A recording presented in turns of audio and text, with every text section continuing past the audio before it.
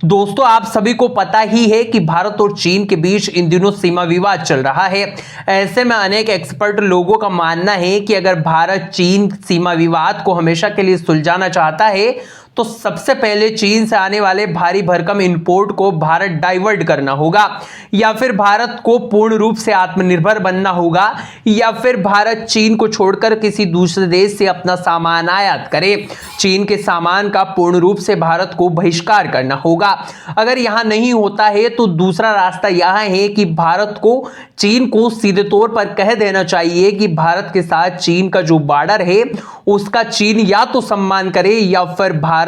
चीन की China one policy को मानने से स्पष्ट रूप से मना कर दे। पर दोस्तों, चीन की चाइना वन पॉलिसी के खिलाफ भारत ने एक्शन लेना भी शुरू कर दिया है। जहां भारत के ex army chief MS Naravane ने करीब एक हफ्ते पहले ही तिब्बत को लेकर चीन को खूब फटकार लगाई थी, जिसमें उन्होंने कहा था कि तिब्बत भारत के साथ बहुत अच्छे संबंध रखता है, पर हमारे बॉर्डर भी खुले थे। परंतु चीन ने अचानक जैसे ही तिब्बत के ऊपर कब्जा किया तो चीन के द्वारा तिब्बत के लोगों के ऊपर अत्याचार किए जाने लगा और उनके अधिकार भी चीन ने छीन लिए। और भारत के हिसाब से तिब्बत के लोगों को उनके अधिकार वापस मिलना चाहिए, साथ ही उनको अपने क्षेत्र में वापस जाने का पूरा अधिकार है। इसके अलावा एक्स आर्मी चीफ ने आगे कहा कि चीन का यह मानना है कि तिब्बत 7वीं शताब्दी के अंदर चीन का हिस्सा था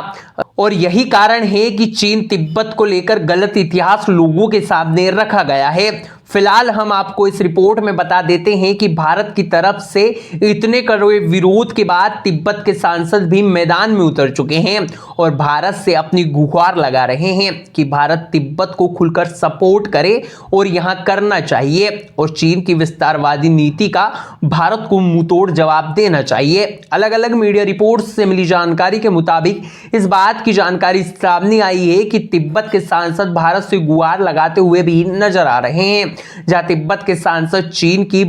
वन चाइना पॉलिसी का विरोध कर रहे हैं और चीन के द्वारा तिब्बत के लोगों पर किए जा रहे अत्याचारों को लेकर भारत का खुलकर समर्थन कर रहे हैं और कह रहे हैं कि भारत को खुलकर चीन का विरोध करना चाहिए। इसके अलावा तिब्बत के सांसदों का तो यहां भी कहना है कि यदि भारत चाहे तो तिब्बत दुनिया के 2 बड़ी आबादी वाले देशों के बीच में बफर जोन का काम भी कर सकता है, जिससे कल से फिर से चीन भारत के क्षेत्र के ऊपर दबाव दिया जाता है तो तिब्बत भारत का सपोर्ट करके चीन के इस दावे को सिरे से खारिज कर सकता है। पर दोस्तों, आप सभी को क्या लगता है, क्या भारत को तिब्बती सांसदों की इस बात को मान लेना चाहिए और तिब्बती सांसदों को सपोर्ट करना चाहिए या फिर नहीं?